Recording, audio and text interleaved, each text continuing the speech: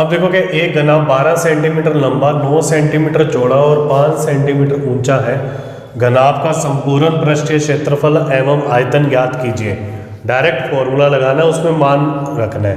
ठीक है, तो सॉल्यूशन में देखो मैं पहले क्या लिखता हूं, घनाभ की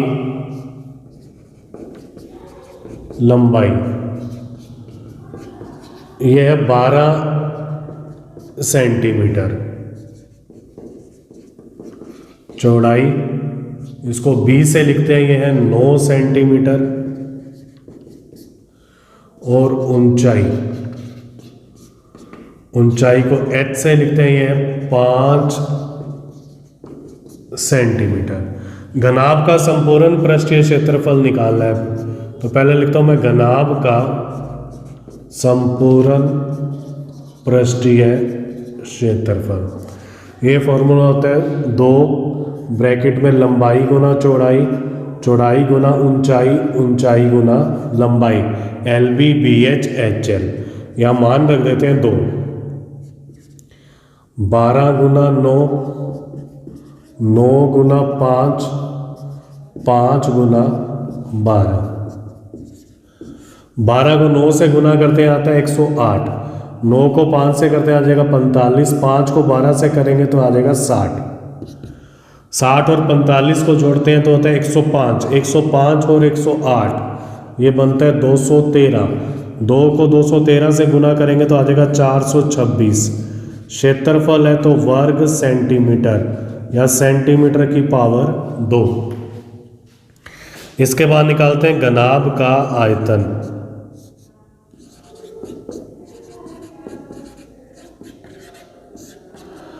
घनाभ का आयतन होता है लंबाई गुना चौड़ाई गुना ऊंचाई। लंबाई हमारे पास 12 है और चौड़ाई 9 है, ऊंचाई 5 है। 12 को 9 से करेंगे 108, 108 को 5 से करेंगे, 100 को 5 से किया 500, 8 को 5 से किया 40, तो आ जाएगा 540। आयतन है तो इसकी इकाई होती है घन सेंटीमीटर या सेंटीमीटर की पावर 3। क्लियर, इसको नोट कर लो। नेक्स्ट में देखो क्या है, 3 घनों की भुजाएं क्रमशः 8 सेंटीमीटर, 6 सेंटीमीटर, 1 सेंटीमीटर है।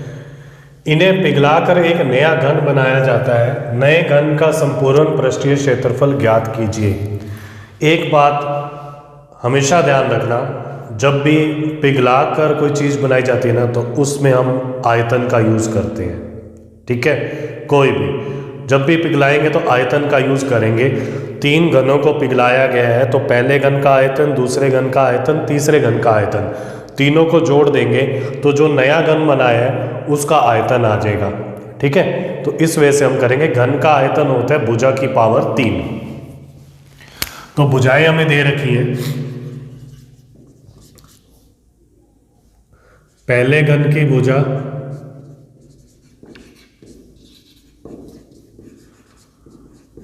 इसको ब्रैकेट में A1 से लिखता हूं 8 सेंटीमीटर। दूसरे घन की भुजा इसको ब्रैकेट में A2 से लिखता हूं 6 सेंटीमीटर। तीसरे घन की भुजा A3 से लिखते हैं ये 1 सेंटीमीटर। ठीक है, प्रश्नानुसार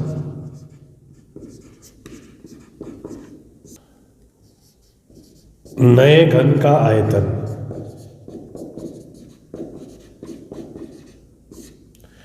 नए घन का आयतन जो होगा वो होगा पहले घन का आयतन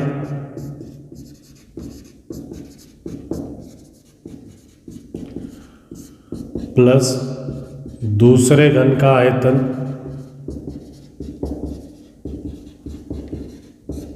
प्लस तीसरे घन का आयतन। पहले घन की भुजा A है तो आ जाएगा A1 की पावर 3, A2 की पावर 3, A3 की पावर 3। और जो घन नया घन है उसकी भुजा को हम A मान लेते हैं तो A की पावर 3। तो a की पावर 3 आ जाएगा 8 की पावर 3, 6 की पावर 3, 1 की पावर 3। 8 की पावर 3 मतलब 8 गुना 8 गुना 8, ये होता है 512। 6 गुना 6 गुना 6 होता है 216। 1 गुना 1 गुना 1 ये होता है 1। 512 और 216 ये होता है 728 और 1 729। अब हम 729 के गुणनखंड करेंगे।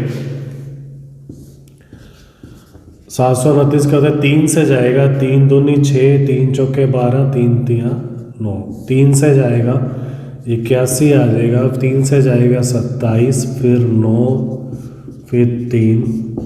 ठीक है, तो अब आ जाएगा a क्यूब बराबर 3 गुना 3 गुना 3, 3 गुना 3 गुना 3।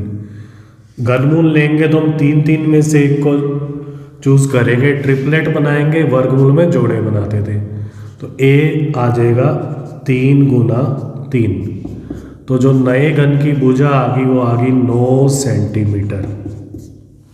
ठीक है, अब हमने क्या करना है, नए घन का संपूर्ण पृष्ठीय क्षेत्रफल निकालना है। तो नए घन का संपूर्ण पृष्ठीय क्षेत्रफल ये होता है 6 गुना भुजा स्क्वायर, मतलब 6 गुना 9 की पावर 2। 6 गुना 9 गुना 9, 9 को 9 से करेंगे 81 आ जाएगा। 81 को 6 से करना है, ठीक है, तो आ जाएगा 8 6 48 और 6 486 वर्ग सेंटीमीटर। क्लियर, नोट कर लो इसको। अब देखो क्या है, एक संदूक की माप 50 सेंटीमीटर गुना 36 सेंटीमीटर गुना 25 सेंटीमीटर है। इस संदूक का कवर बनाने के लिए कितने वर्ग सेंटीमीटर कपड़े की आवश्यकता होगी? जब भी संदूक पर कवर चढ़ाते हैं ना, तो मतलब उसका सरफेस यूज होता है। सरफेस यूज होने का मतलब है कि हमें इसमें क्षेत्रफल चाहिए, एरिया। ठीक है, तो संदूक का कवर बनाना है तो उसको सभी तरफ से ढकना है, तो हमें इसका संपूर्ण पृष्ठीय क्षेत्रफल चाहिए। ये मत कर देना, कई स्टूडेंट ऐसे गुना होते हैं तो इनको गुना कर देते हैं, आंसर लिख देते हैं। वो नहीं है, गुना का मतलब है कि ये लंबाई है, ये चौड़ाई है और ये ऊंचाई है। ठीक है, और हमें यहाँ संपूर्ण पृष्ठीय क्षेत्रफल लगाना है क्योंकि संदूक को कवर करना है। ठीक है, तो सॉल्यूशन में मैं लिखता हूं संदूक की लंबाई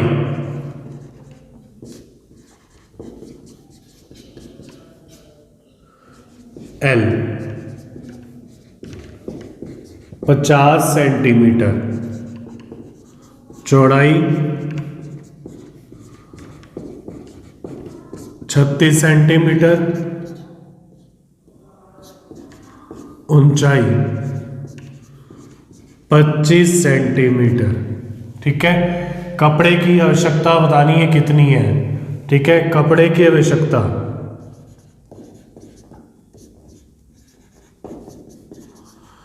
जो कपड़े की आवश्यकता होगी वो क्या होगी, घनाभ का संपूर्ण पृष्ठीय क्षेत्रफल मतलब 2 ब्रैकेट में LB BH HL 2, लंबाई ये है 50 गुना 36 प्लस 36 गुना 25 प्लस 25 गुना 50। अब हल करते हैं इसको। 36 को 5 से करते हैं 180 आएगा, एक जीरो पहले से है तो 1800 हो जाएगा। 36 को 2 से करते हैं तो 72, 720 और 5 से करते हैं 180, 720 और 180 हो जाएगा 900। 25 को 5 से करते हैं 125 आएगा और एक जीरो लग जाएगी। ठीक है, 18 और 9 27, 2700 और 1200 3900, 50 भी आ जाएगा साथ में। ठीक है, अब 4000 होता तो 8000 आता, 3950 है तो 100 कम हो जाएगा, 7900 वर्ग सेंटीमीटर। क्लियर है ये, इसको नोट कर लो। अब देखो क्या है, एक घन का प्रत्येक पृष्ठ 100 वर्ग सेंटीमीटर है यदि आधार के समांतर समतल द्वारा घन को काटकर 2 बराबर भागों में बांट दिया जाए तो प्रत्येक समान भाग का संपूर्ण पृष्ठीय क्षेत्रफल ज्ञात कीजिए। देखो क्या है, घन का प्रत्येक पृष्ठ 100 वर्ग सेंटीमीटर है, मतलब जो फलक है ना उसका क्षेत्रफल दे रखा है। घन में सभी फलक क्या होते हैं, वर्गाकार, मतलब वर्ग का क्षेत्रफल दे रखा है। अगर वर्ग का क्षेत्रफल दे रखा है ना तो हम उसकी भुजा निकाल सकते हैं, तो मतलब घन की भुजाएं आ जाएंगी क्या क्या है, ठीक है। घन की सारी भुजाएं बराबर होती हैं, तो क्या हो जाएगा, घन के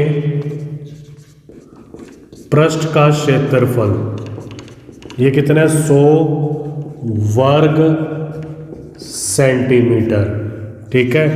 तो पृष्ठ का क्षेत्रफल क्या होता है, भुजा स्क्वायर, क्योंकि इसका प्रत्येक पृष्ठ क्या होता है, वर्गाकार।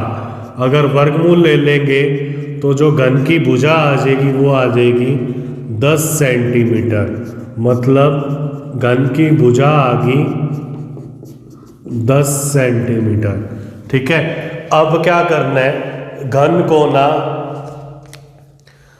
आधार के समांतर समतल से काटना है। जैसे कमरे को 2 भागों में बांट दिया, ठीक है, तो उसमें क्या चीज परिवर्तित होगी, जैसे ये आधार है तो इसके समांतर काटा तो क्या चीज परिवर्तित होगी, यस, इसकी ऊंचाई 2 भागों में बट जाएगी।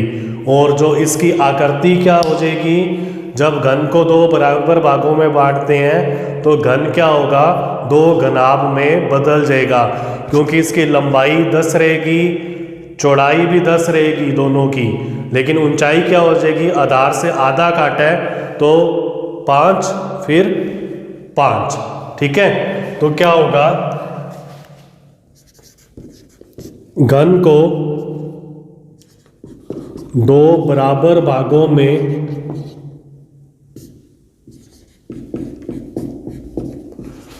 बांटने पर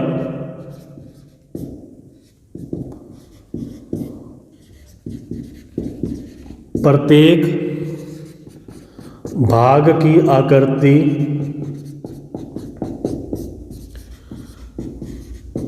घनाभ होगी, ठीक है। तो हमें क्या करना है, घनाभ का संपूर्ण पृष्ठीय क्षेत्रफल निकालना है।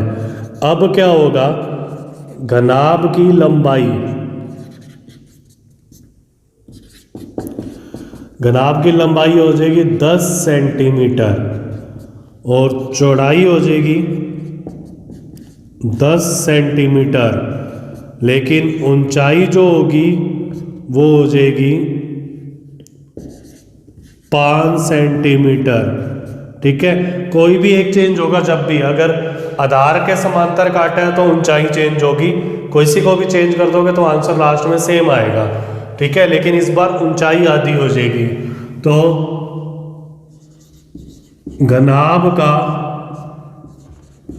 संपूर्ण पृष्ठीय क्षेत्रफल ये हो जाएगा 2 LB BH HL 2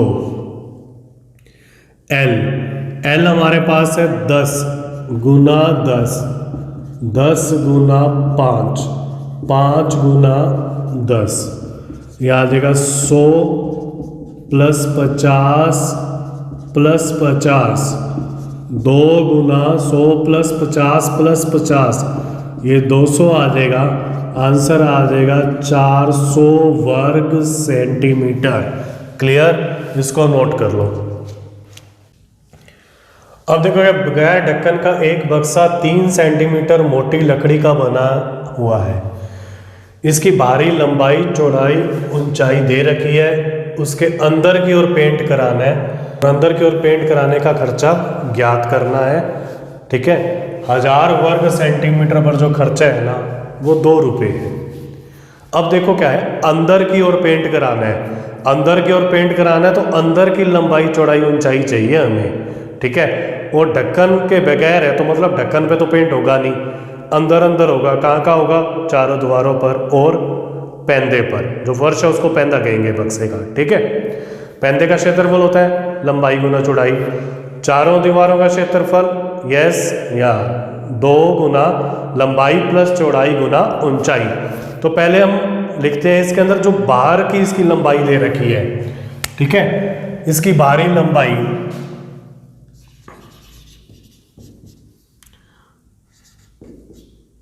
बक्से की बाहरी लंबाई, बक्से की बाहरी लंबाई दे रखी है 146 सेंटीमीटर, चौड़ाई दे रखी है 116 सेंटीमीटर और ऊंचाई दे रखी है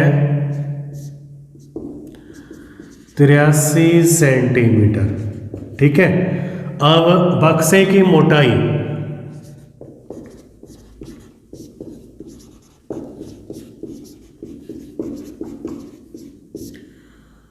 ये 3 सेंटीमीटर मोटी लकड़ी का बना हुआ है, ठीक है। अब हमें अंदर पेंट कराना है तो अंदर की लंबाई चौड़ाई ऊंचाई चाहिए। जो बक्सा है ना वो 3 सेंटीमीटर इधर से भी मोटा है, 3 सेंटीमीटर इधर से भी मोटा है, ठीक है। तो हमें क्या चाहिए, यहाँ से लेके यहाँ तक की लंबाई चाहिए, दोनों तरफ से मोटाइयों को छोड़ना है। जैसे कमरे की दीवार मान लो, ईंट इधर से भी लगी हुई है इधर से भी लगी हुई है, तो हमारी लंबाई तो बाहर वाली ईंट से इधर बाहर वाली ईंट तक होगी।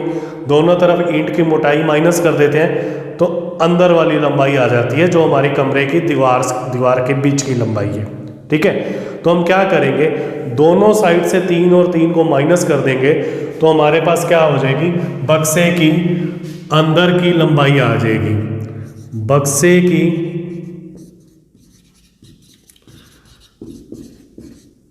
अंदर की लंबाई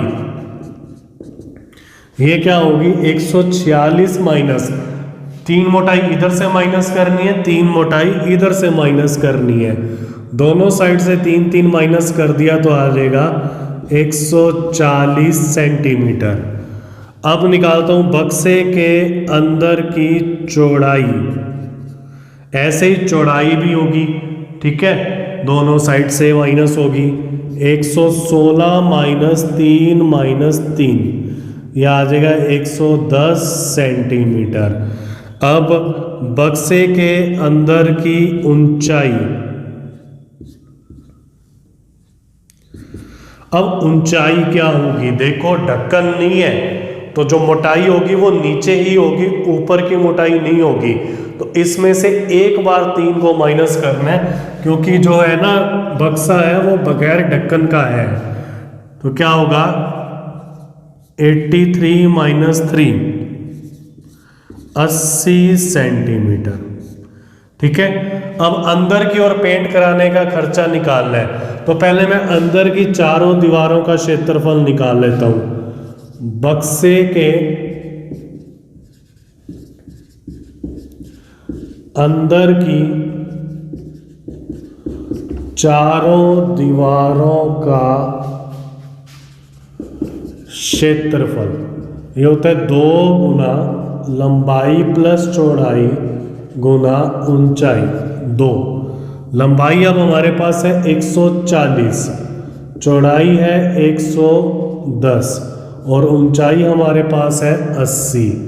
140 और 110 ये हो जाएगा 250 गुना 80। 2 को 250 से करेंगे तो आ जाएगा 500 गुना 80। 8 को 5 से करेंगे 40, फिर 3 और जीरो आ जाएंगे, 40,000 वर्ग सेंटीमीटर। ये इसकी अंदर की दीवारों का क्षेत्रफल है जहाँ पेंट करना है, जैसे कमरे की चारों दीवार। और बक्से के पैंदे को भी पेंट करना है, तो पैंदे का क्षेत्रफल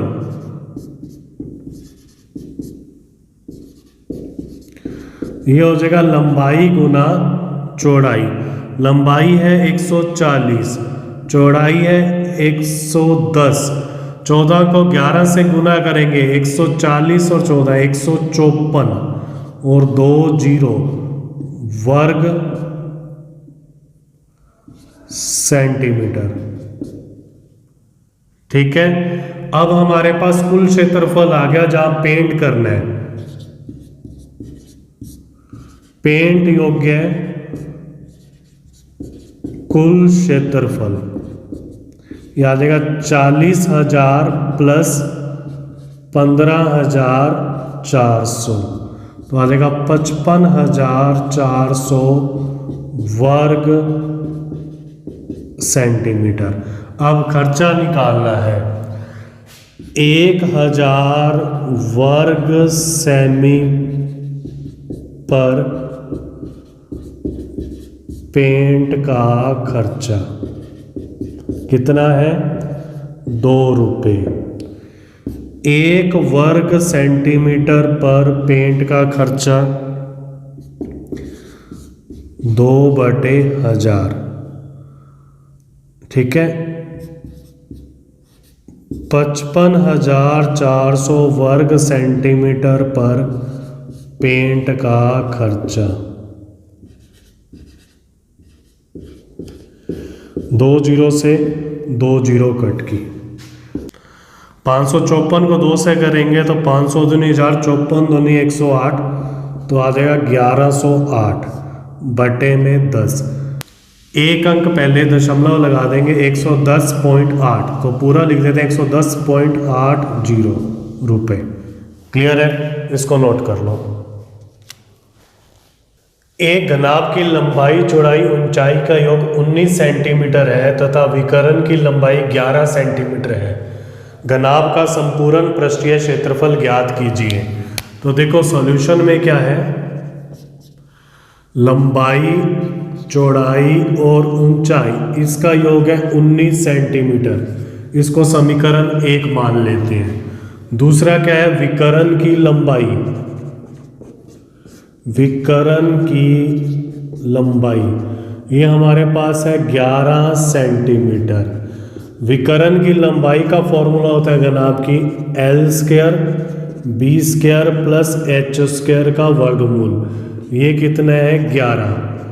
वर्ग कर देते हैं, दोनों साइड वर्ग करेंगे ना तो क्या होगा, दोनों ओर वर्ग करने पर यहाँ से अंडर रूट हट जाएगा, क्या आ जाएगा L² plus B² plus H²। 11 का वर्ग करेंगे तो आ जाएगा 121। ये समीकरण 2 होगी, ठीक है। अब हमने घनाभ का संपूर्ण पृष्ठीय क्षेत्रफल निकालना है, मतलब 2 LB BH और HL का मान निकालना है। इसको करने से पहले ना 8वीं क्लास या 9वीं क्लास में ये फॉर्मूला भी किया हुआ है हमने, A plus B plus C का वर्ग। जब इसको खोलते हैं ना तो आ जाएगा A² plus B² plus C² 2AB 2BC plus 2CA, ठीक है। इसका याद रखना है, इसी से ही हम इसको करेंगे। जो समीकरण 1 है ना, समीकरण 1 का दोनों ओर वर्ग करने पर, वर्ग करेंगे तो क्या हो जाएगा L plus B plus H का वर्ग और RHS में हो जाएगा 19 का वर्ग। इसको खोलते हैं तो हो जाएगा L² B² H² plus 2LB 2BH plus 2HL। 19 का वर्ग होता है 361। इस पे ये फॉर्मूला लगा दिया।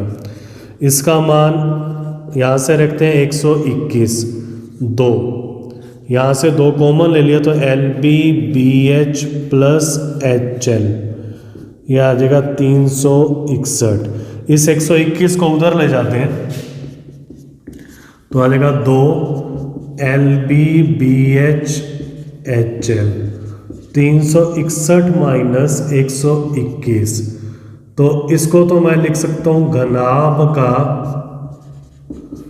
संपूर्ण पृष्ठीय क्षेत्रफल। इसमें से इसको माइनस करेंगे तो आ जाएगा 240 वर्ग सेंटीमीटर। ये क्षेत्रफल की इकाई है। क्लियर है? आप इसको नोट कर लो, इंपॉर्टेंट भी है क्वेश्चन। अब देखो क्या, 6 मीटर भुजा के वर्गाकार फर्श, इसको मैं अंडरलाइन कर देता हूँ। वर्गाकार फर्श के कमरे में 180 घन मीटर हवा है। तो ये आयतन की इकाई दे रखी है, मतलब इसका आयतन दे रखा है कमरे का। कमरे की ऊंचाई निकालनी है। फर्श वर्गाकार है तो मतलब फर्श की लंबाई और चौड़ाई बराबर है, कमरे की ऊंचाई निकालनी है, आयतन दे रखा है मतलब घनाभ का आयतन दे रखा है। ठीक है, तो सॉल्यूशन में मैं लिखता हूं कमरे की लंबाई,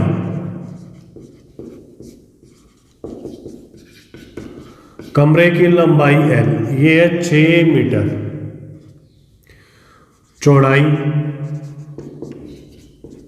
चौड़ाई भी 6 होगी क्योंकि इसका जो फर्श है ना वो वर्गाकार है। ऊंचाई जो है h, ये हमने निकालनी है। कमरे में 180 घन मीटर हवा है तो घनाभ का आयतन, मतलब घनाभ क्या हो गया, कमरा, कमरे का आयतन ये हमें दे रखा है 180 घन मीटर, मतलब मीटर की पावर 3। तो घनाभ का आयतन होता है लंबाई गुना चौड़ाई गुना ऊंचाई, 180, 6 गुना 6 गुना h, 180। तो h का मान आ जाएगा 180, इन दोनों को बटे में लेंगे, 6 को 180 से काटा 6 थी 18, इसको काटा 5, तो h आ गया 5। अतः कमरे की ऊंचाई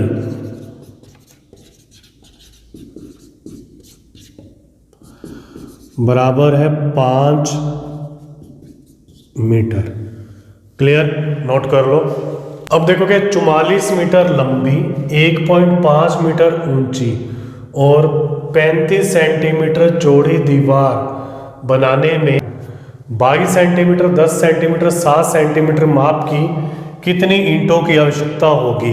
अब देखो ईंटों की संख्या निकालनी है। कभी भी संख्या निकालनी है ना तो उसमें देखो क्या करना है। जैसे अब दीवार बनानी है, दीवार बनाने के लिए उसके अंदर ईंटें लगानी है, मतलब ईंटों से भरना है। भरना है तो मतलब उसका इनर पार्ट यूज हो रहा है। ठीक है, तो इसके लिए हम आयतन को निकालेंगे। जैसे ईंटों की संख्या निकालनी है ना तो हम क्या करेंगे, तो कुल कितने आयतन में ईंटें लगानी है उसको तो रखेंगे ऊपर और बटे में रखेंगे एक ईंट का आयतन।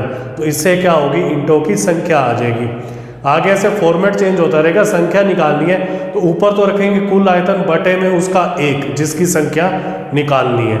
अब जैसे ईंटों की संख्या निकालनी है, दीवार बनानी है, तो दीवार का आयतन बटे एक ईंट का आयतन, तो हमारे पास ईंटों की संख्या आ जाएगी। तो ये देखो क्या है, ये कुछ एक तो सेंटीमीटर में दे रखे हैं, ये मीटर में दे रखे हैं, हम इसको भी सेंटीमीटर में चेंज कर लेंगे। तो सॉल्यूशन में क्या होगा, दीवार की लंबाई है 44 मीटर, इसको 100 से गुना कर देते हैं, ये सेंटीमीटर में चेंज हो जाएगा, 4400 सेंटीमीटर। दीवार की चौड़ाई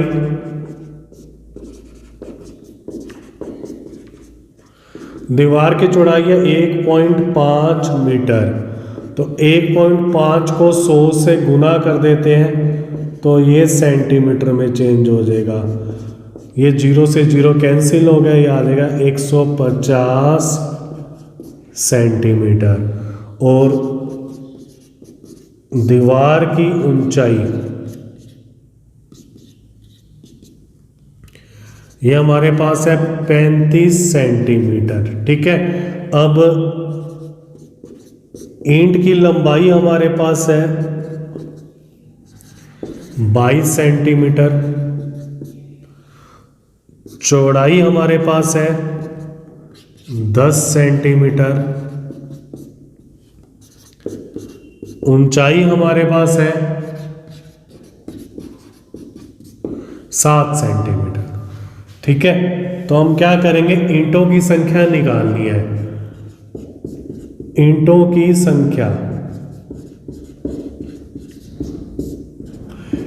संख्या क्या होगी, ऊपर तो आ जाएगा दीवार का आयतन। दीवार क्या है, लंबाई चौड़ाई ऊंचाई दे रखी है, मतलब गुणांक। बटे में आ जाएगा एक ईंट का आयतन। ठीक है, ये भी क्या है, लंबाई चौड़ाई और ऊंचाई, घनाभ है ये भी। ठीक है, तो ऊपर क्या होगा, लंबाई गुना चौड़ाई गुना ऊंचाई, बटे में ईंट का आयतन लंबाई गुना चौड़ाई गुना ऊंचाई। 0 से 0 कट गया, 7 से 35 को काटा, ये आ जाएगा 5, 22 को 44 से काटा, आ जाएगा 2 और फिर 2 0, 200 को 5 से गुना किया, आ जाएगा 1000 गुना 15, तो आ जाएगा 15,000। मतलब दीवार बनाने में जो ईंटें लगेंगी ना वो 15,000 लगेंगी, या मीटर सेंटीमीटर मतलब लिख देना, ये ईंटों की संख्या है। क्लियर है, नोट कर लो इसको। अब देखो क्या, 10 मीटर लंबे, 8 मीटर चौड़े और 6 मीटर ऊंचे कमरे में अधिक से अधिक कितनी लंबी छड़ रखी जा सकती है। कमरे के अंदर सबसे लंबाई की छड़ कितनी रखी जा सकती है। तो देखो क्या है, अगर हम इसके विकर्ण के जितनी छड़ रख देना तो वो कमरे में सबसे लंबी छड़ होगी। 4 विकर्ण खींचे जा सकते हैं, चारों की लंबाइयाँ बराबर होती हैं। तो अधिक से अधिक लंबी छड़ का मतलब होगा घनाभ के विकर्ण की लंबाई। ठीक है, तो मैं इसको स्टार्ट करता हूँ सॉल्यूशन में। कमरे की लंबाई हमारे पास है 10 मीटर, चौड़ाई हमारे पास है 8 मीटर और ऊंचाई हमारे पास है 6 मीटर। अधिक से अधिक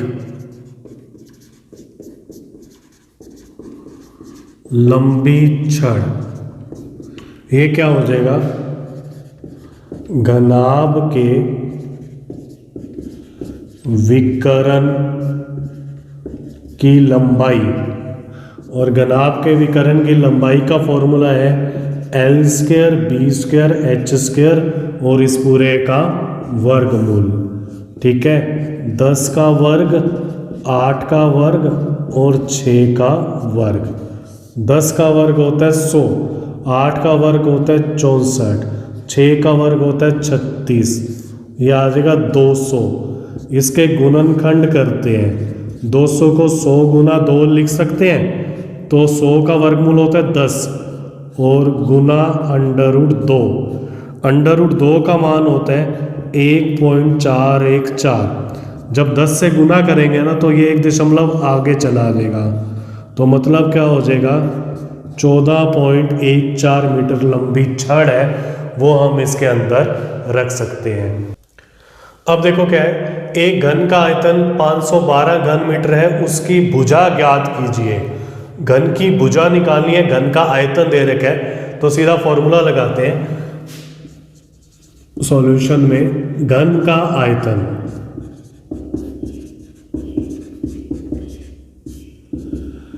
यह 512 घन मीटर।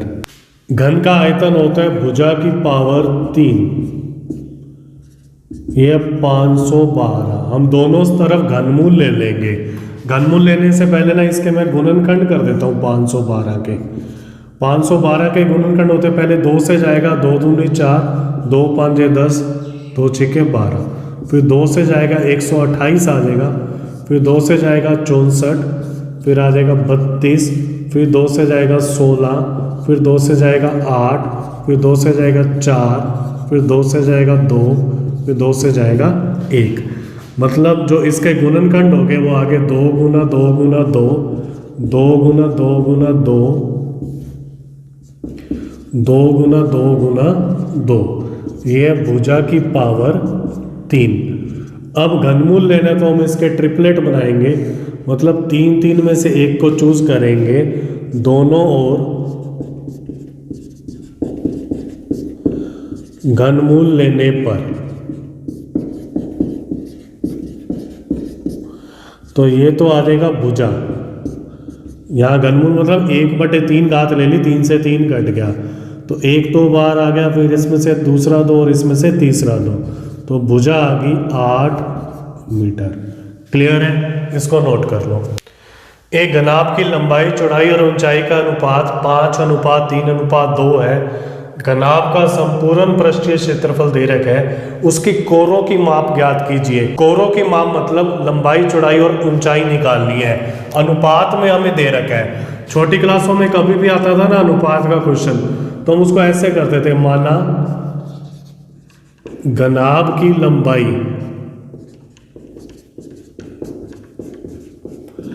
ये तो मान लेते हैं 5x, चौड़ाई 3x, ऊंचाई 2x। ठीक है, सेंटीमीटर में है तो हम इसको सेंटीमीटर में मान लेते हैं। Centimetre centimetre centimetre. ठीक है, घनाभ का संपूर्ण पृष्ठीय क्षेत्रफल ये हमें दे रखा है 558 सेंटीमीटर की पावर 2। संपूर्ण पृष्ठीय क्षेत्रफल का फॉर्मूला होता है 2 LB/BH और HL, यह 558। ठीक है, 2 L का मान है 5x, मैं इसको ब्रैकेट में रखूंगा 3x, फिर 3x 2x, फिर 2x 5x, यह 558। ठीक है, तो यह आ जाएगा 5 और 3 को गुना किया तो आ जाएगा 15x², 3 और 2 को किया तो आ जाएगा 6x², 2 और 5 को किया तो आ जाएगा 10 और ये x², 558 और ये वाला 2 बटे में ले गए। 15 और 6 21 और 10 31x², इसको 2 से भाग दिया तो आ जाएगा 2 दूनी 4, 1 और 5 15, 2 7 14, 1 और 8 18, 2 9 18। ठीक है, तो हमारे पास क्या आ जाएगा आगे, x² आ जाएगा 279/31। ठीक है, 31 को 9 से गुना करते हैं ना तो 279 आता है, मतलब जब भाग देंगे ना तो ये x² का मान आ गया 9 और x का मान आ गया 3। ठीक है, अब हम निकालते हैं कोरों की लंबाई, मतलब घनाभ की लंबाई। घनाभ की लंबाई आ जाएगी 5 × 3 15 सेंटीमीटर, चौड़ाई 3 × 3 9 सेंटीमीटर, ऊंचाई 2 × 3 6 सेंटीमीटर। क्लियर है, आप इसको नोट कर लो। आई होप ये वीडियो आपको अच्छी लगी होगी। वीडियो अच्छी लगे तो वीडियो को लाइक कर दें, शेयर कर दें, चैनल को सब्सक्राइब कर दें, बेल आइकन को प्रेस करना है क्योंकि नेक्स्ट वीडियो जब इसकी डालेंगे तो आपके पास नोटिफिकेशन आ जाएगा। तब तक आप इसकी रिवीजन करें। Okay, thank you.